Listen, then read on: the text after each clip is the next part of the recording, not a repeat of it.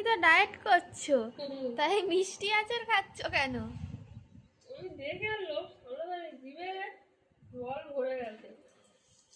কি আছে এগুলো? একটা চালতার একটা কুলের। কোনটা বেশি টেস্টি? এইটা চালটা? না কুলের না, আমের। ও, দেখতে কি দারুণ লাগে রে, দেখলে জিভে জল এসে যাবে না কি বল? এটা যে জানি। দেখবে ভিডিওটা পোস্ট করার পরে যে দেখবে তাদের জিভে জল এসে যাবে।